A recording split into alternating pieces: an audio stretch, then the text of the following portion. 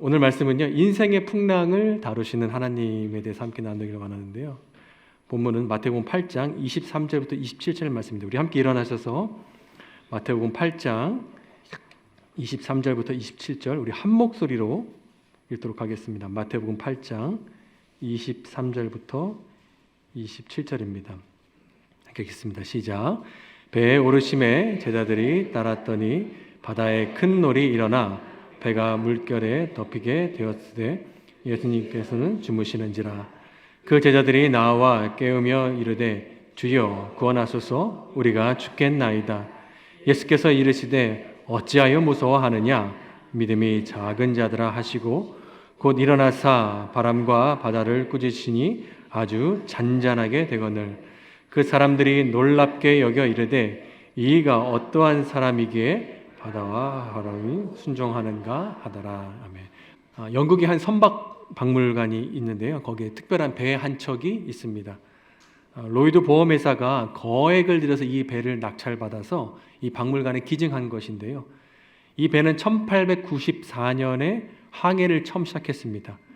대서양에서 116개의 암초랑 부딪혔고요. 139개의 빙산과도 부딪혔습니다. 또 13차례의 화재가 또 발생하기도 했어요. 또 폭풍을 하도 많이 만나서요. 돛대가 부러진 횟수가 207번이나 되기도 합니다. 끊임없이 사고 또 상처투성의 이 배인데 놀랍게도 이 배가 그 거센 대서양을 계속해서 항해하면서 단 한 번도 침몰하지는 않은 배였다라는 것입니다. 그러니까 전시된 배를 보면서 수많은 사람들이 야, 어떻게 이렇게 상처투성이의 배가 저렇게 역경도 많이 겪으면서 어떻게 한 번도 침몰하지 않았을까라면서 감동을 받아서 거기 방명록에 이제 글을 쓰기 시작을 했습니다. 그 글을 합치니까 방명록이 300권이나 되었는데요. 그 중에 한 문장이 좀 와닿은 문장이 있었습니다. 풍랑을 만나보지 못한 배는 없다. 인생이라는 바다에도 역시 온전하기만 했던 배는 없다. 우리 모두가 크건 작건 다 풍랑을 만나게 됩니다. 사랑하는 여러분, 요즘에 평안하신가요? 아니면 크고 작은 풍랑으로 해서 조금씩 흔들림을 느끼고 계신가요? 오늘 우리는 마태복음과 사도행전을 통해서요, 신약에 나타나는 세 가지 중요한 풍랑을 함께 살펴볼 것입니다. 그리고 그 풍랑을 만난 사람들의 공통된 반응과 또 하나님께서 그 각기 다른 풍랑을 어떻게 각기 다르게 응답해 주시는지를 통해서 우리가 풍랑을 만났을 때 우리 하나님 앞에 어떻게 나아가야 되고 하나님께서 우리 풍랑을 어떻게 다스리시는지 함께 배우는 시간을 갖도록 하겠습니다.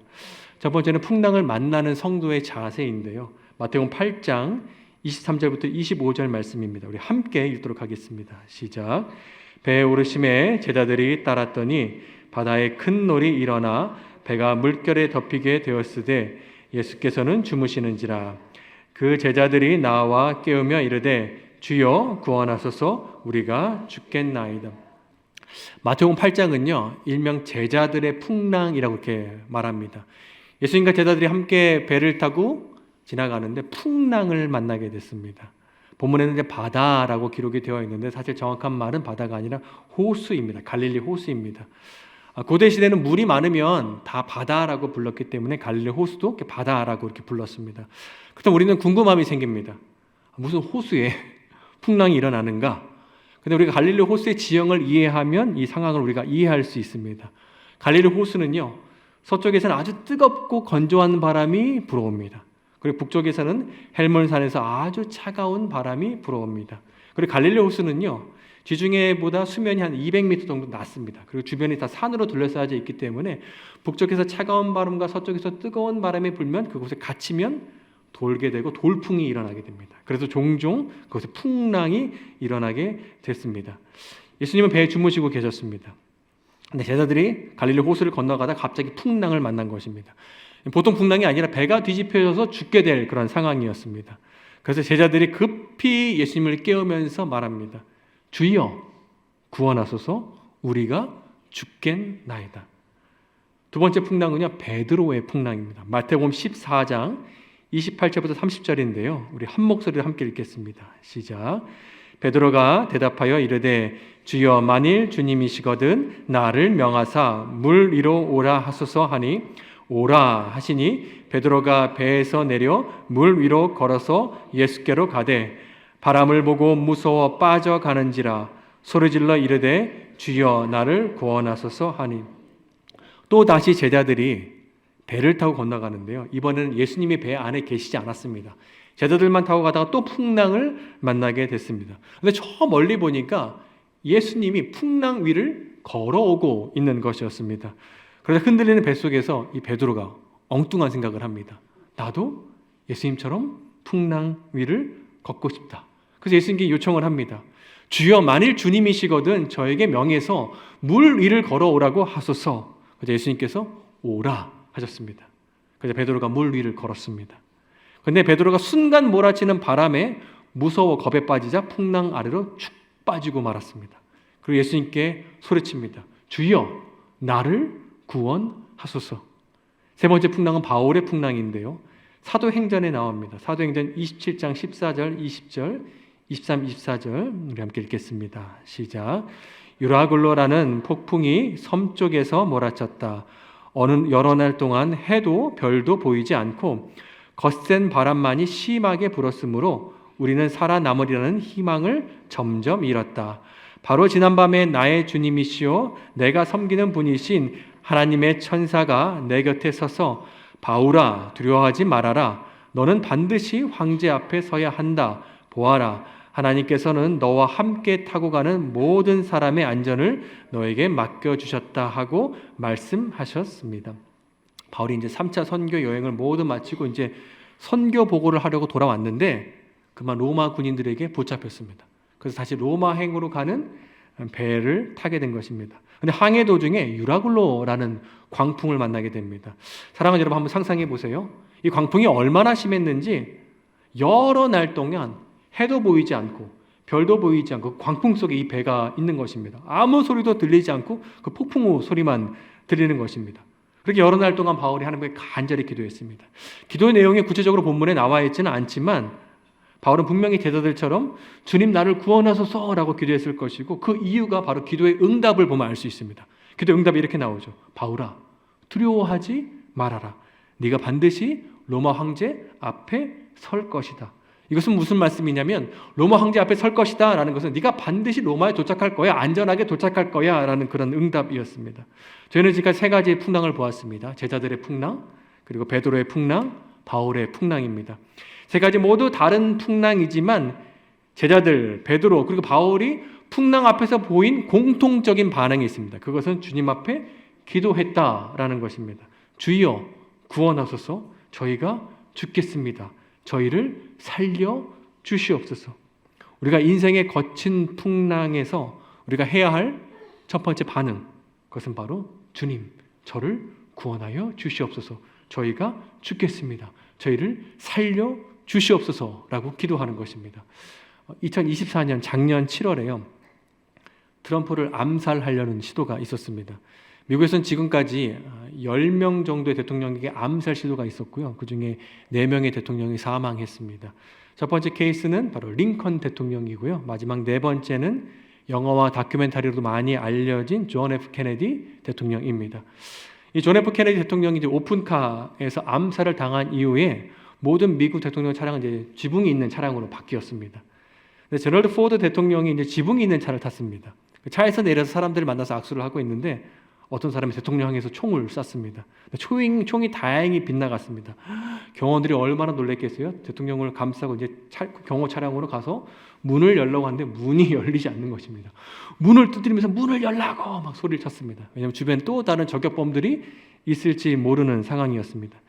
이때부터 방침이 바뀌는데 그것은 대통령이 문 밖으로 내려도 경호원들이 항상 문을 열고 대기하고 있는 것이었습니다. 여차하는 순간이 되면 위급한 상황이 되면 대통령 다시 차 안으로 밀어넣고 그냥 달리는 것입니다. 그리고 이 경호가 결정적으로 효과를 보았던 때가 있었습니다.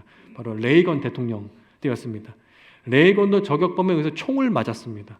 근데 총을 맞았는데 그가 살 수 있었던 이유가 뭐냐면 경호원들이 차 문을 열고 기다리고 있었습니다. 경호원들이 즉시 대통령을 차 문 안으로 밀어넣고 병원으로 달렸습니다. 그리고 바로 수술을 해서 그가 살 수 있었습니다.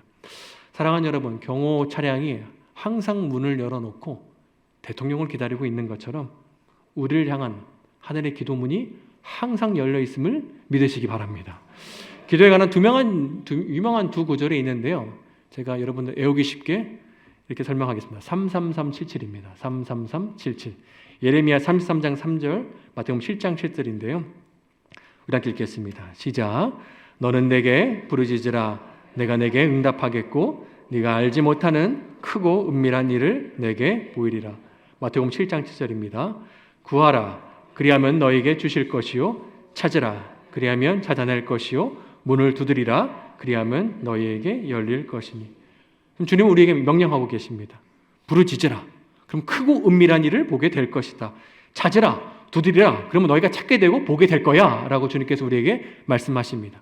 사랑하는 여러분, 우리가 꼭 기도에 힘쓰는 우리가 되길 바랍니다. 더욱 간절히 기도하는 우리가 되기를 바랍니다.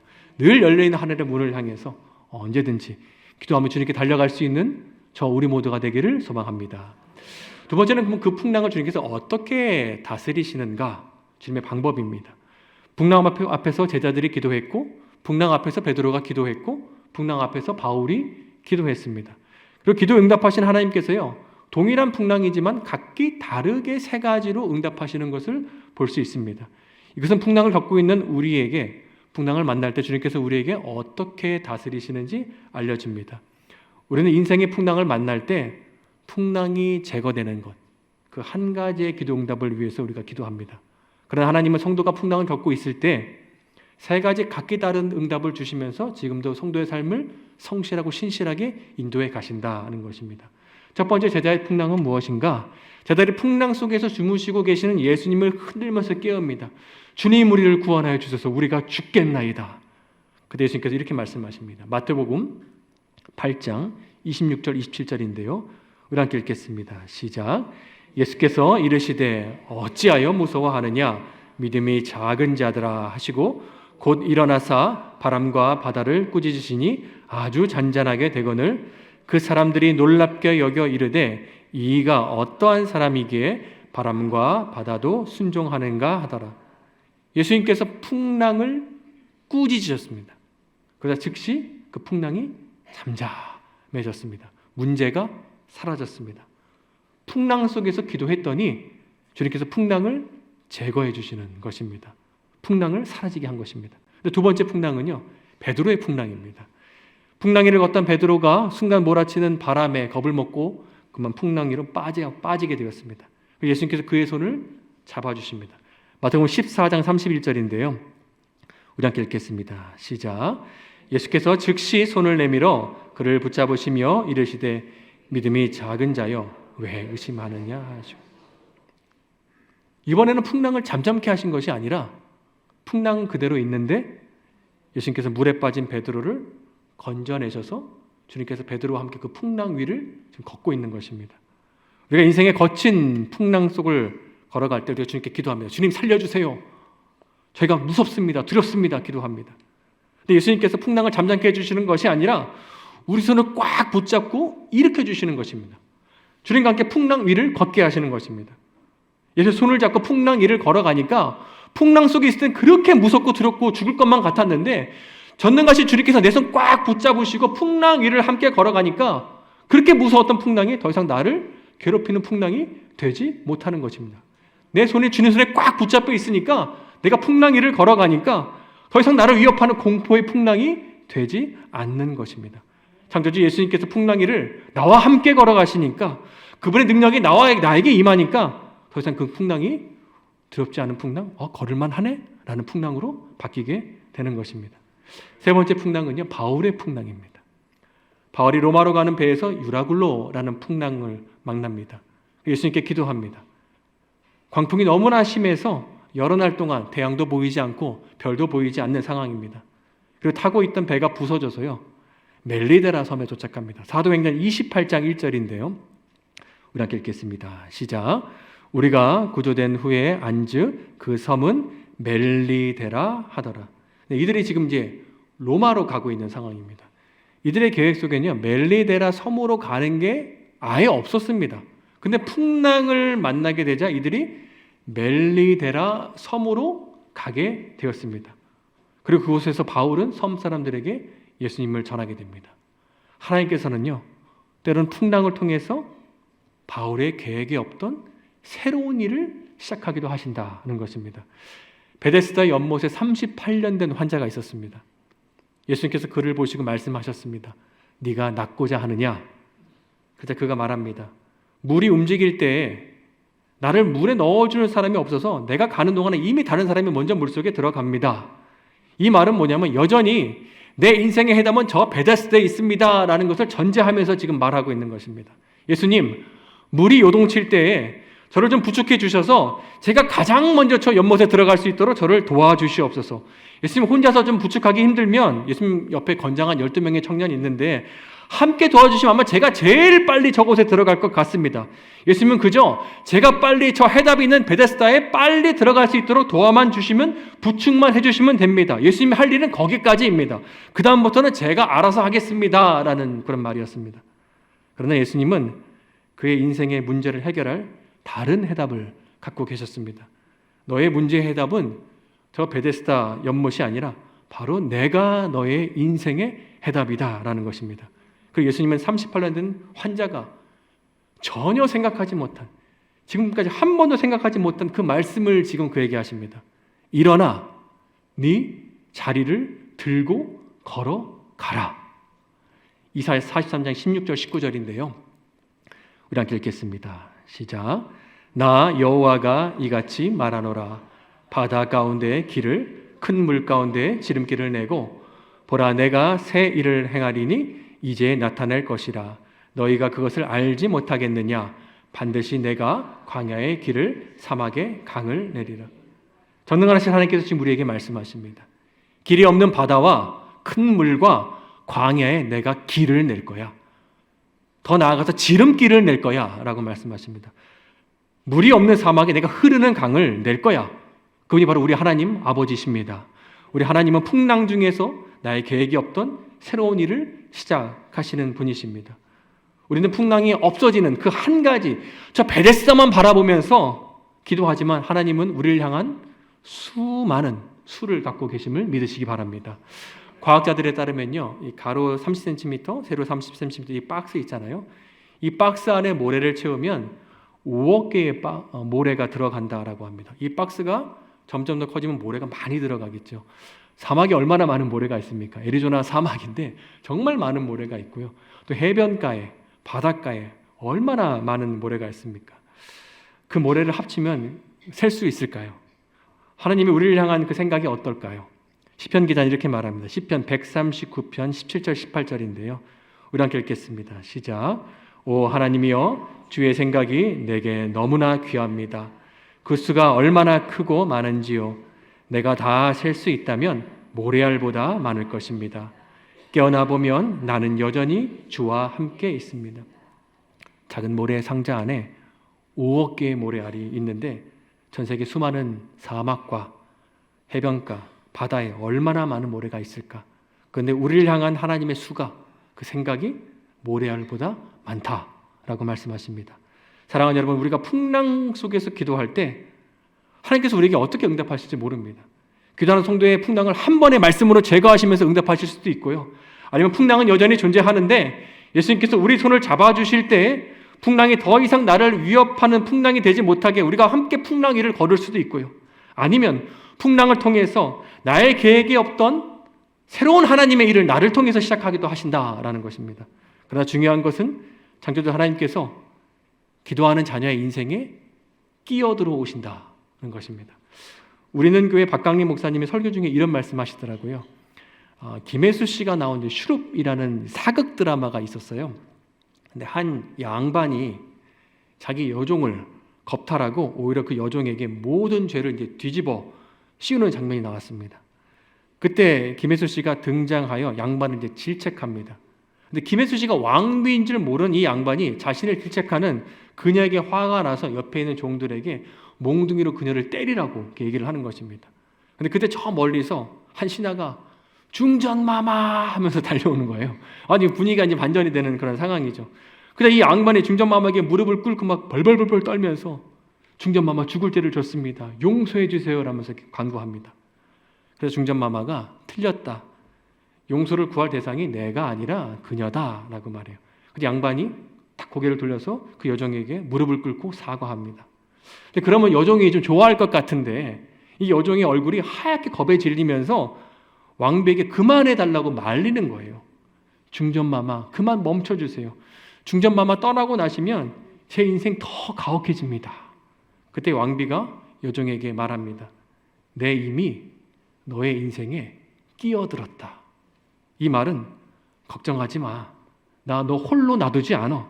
내가 이미 너의 인생에 끼어들었어. 내가 너 끝까지 지킬 거야. 라는 말씀입니다. 사랑하는 여러분, 창조주 하나님께서 이미 우리 인생에 끼어들어 오셨습니다.